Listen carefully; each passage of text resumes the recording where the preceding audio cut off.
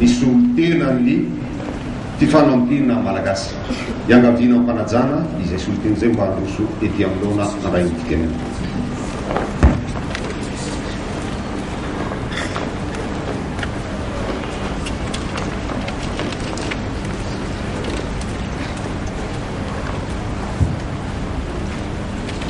Raha matoa filo ambony médiature,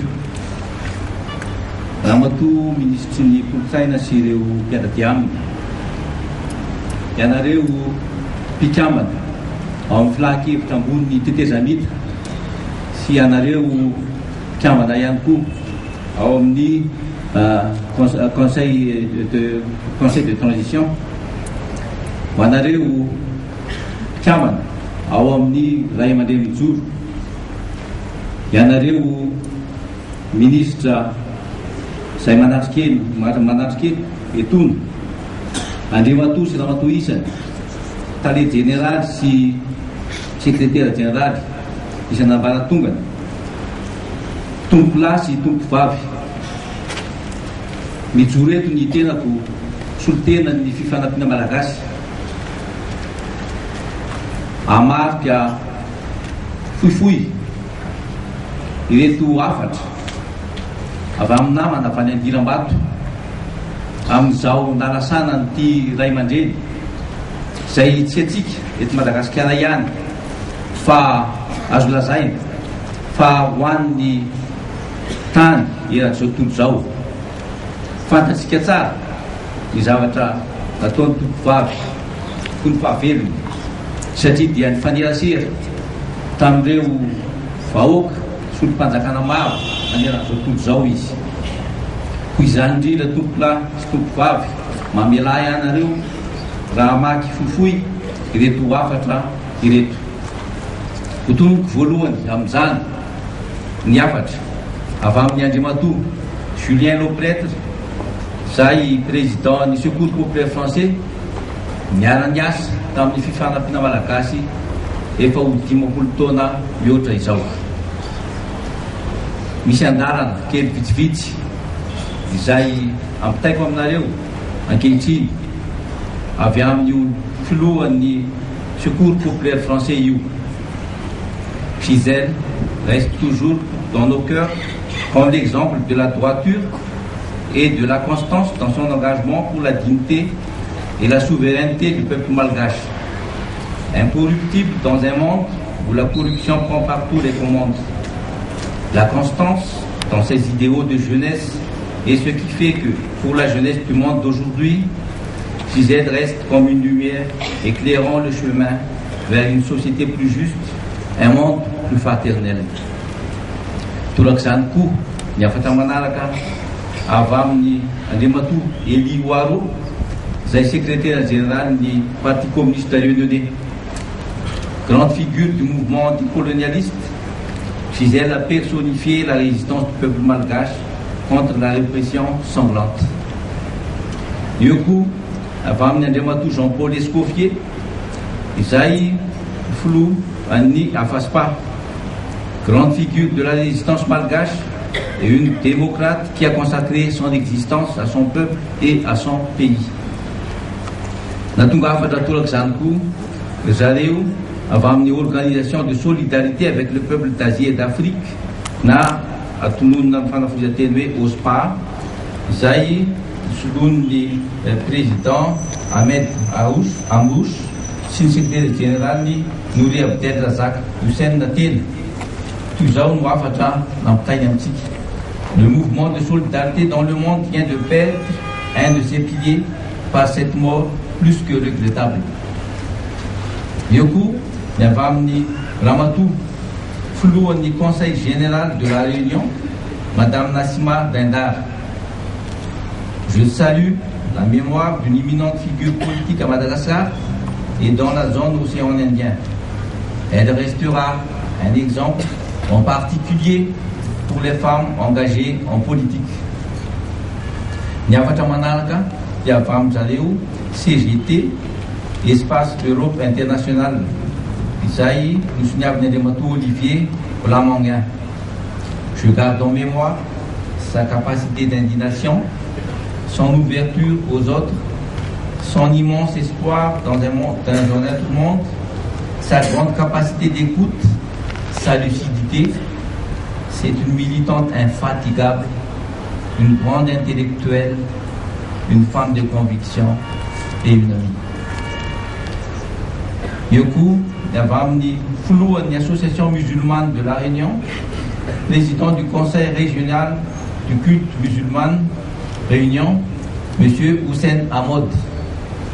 Madagascar, avec la disparition de cette grande dame, perd une éminente personnalité qui aura marqué son histoire politique et sociale et œuvré inlassablement pour la liberté et la dignité de sa population. Nyafata Manarakoua, qui a amené les Matou, Yvan Dona. Son combat a marqué d'une trace indélébile l'histoire du mouvement révolutionnaire malgache et africain. Nyafata Faran, qui a amené Ramatou Jacqueline Bérigo, Zaï, en Fédération du Secours populaire français, à bien Dijon. Toute sa vie, luttant contre les injustices, Gisèle était un exemple d'humanisme et une source d'inspiration pour les nouvelles générations. Elle va laisser un grand vide dans le cœur des défenseurs des droits de l'homme. Ici, Afata, avant de tout, c'est une initiative femme, ou tout le monde pour y tout, comme Amela Ayanaro Anou Nazan. Aou, il y avait un institut cubain d'amitié avec le peuple. Zai Chaira Saïf Ketu, Tianis, ni Nanlura, ni Flou, Fidel Castro, ni Ordre, Anna Betancourt, Anna Matouzi, la Bessala, Fulfavel, tantôt Naïfatam Sifoulou, Sisivzatu, Serif. Aku, ni Taratasi, Setunga, avant de Matou, André Penetan, président du comité d'histoire du Secours populaire français, et M. Michel Tochin, responsable international. Manaraka, qui a avamni Andematou, Edith Angebo, Saïd, Foulouani comité de Bigouden, en France, Ali, M. Jean-Claude Draoulec, avec un secours populaire français, Avani Pilvinec. Manaraka Yankou, Yavam Ramatou, Nicole Rouvet, Saïd, avec Omni Secours populaire français, Annie Puy de Dom. Manaraka, avant Ramatou, Maurice Petit, c'est présidente du Secours populaire français, Annie Clermont-Ferrand.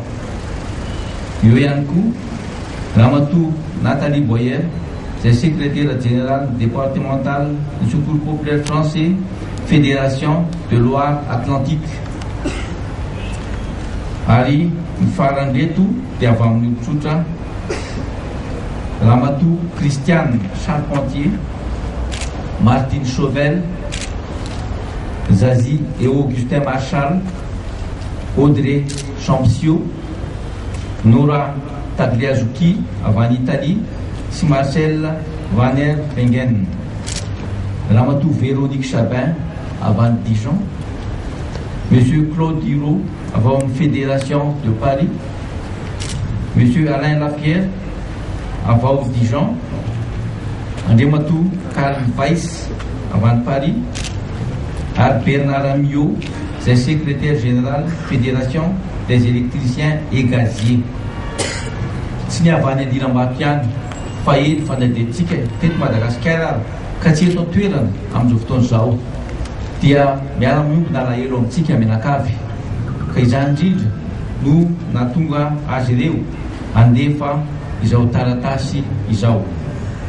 Tout le monde volo Niamzani, Niavam Niamatu, tout qui est Manzatu, Zayan Paris, Amzofton Zao, Ka Nanlura ni Poem, Wan Ramatu, Sizeda Sala, Amni Zao, Andrew Faran Zao.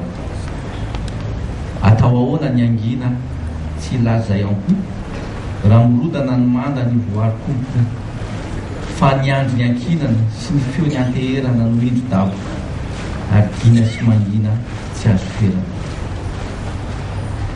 Andimatu, Mopera Jacques Tranchant dia nandefa izao teny manaraka Gisèle était une grande dame, une vraie militante, mais avant tout un cœur d'or, une intelligence pétillante. Sa lucidité, son humour, son goût de l'engagement, tempéré de tolérance, vont manquer à beaucoup.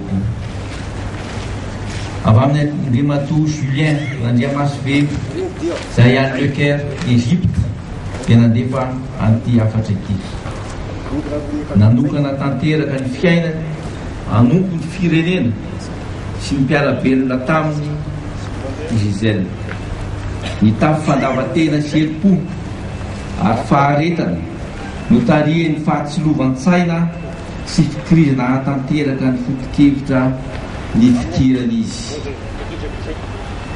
manaraka dia avy amin'ny Andriamatoa Christophe Jean-Michel Rabe Arvelo izay any Leningrady anivon'ny firaisana sovietika amin'izao zao ny tany iray manontolo no miara-matsiaro azy satria olombelona tena malagasy tia tanindrazana ho lasa ankehitriny Kambody Madagasikara ary matsiaro Kambody izay malagasy aty a Leningrady.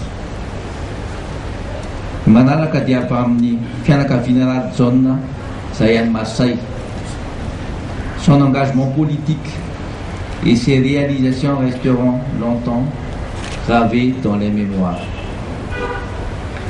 Ny manaraka dia avy amin'ny Philippe Nathan izay misolo teny ireo mpianatra nomena vatim-pianarana tany Tchécoslovaquie sy tany Slovaquie.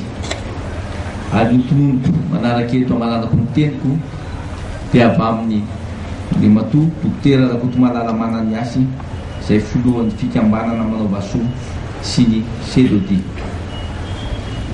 Saotra indrindra tompo-kilasy tompo-vavy ny haino hatramin'ny family. Isaorantsika ny avatsika tamin'izay fitantarana feno tao anaty fotoana fohy izay momba ny olo-manga am-pirenena ity. Zontsika dia hira fanevany MDRM satria fantatritsika tsara fa zany vehivavy zany manankiray isan'n'joro mitolona miaraka tamin'ireo namany tamin'ny fotoana 750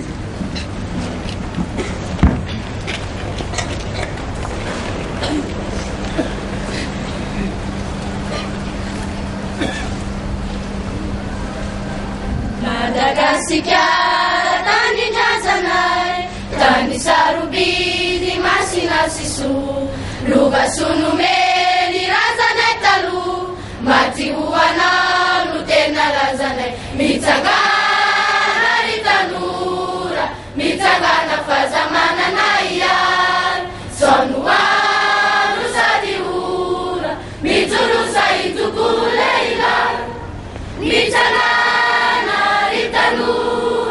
mitsangana fazamanana iary sonoano sady ora mijorosa itokolo leilay sika rehetra izao akanga miarady tsy azoko tabaina narabainako ka itombanda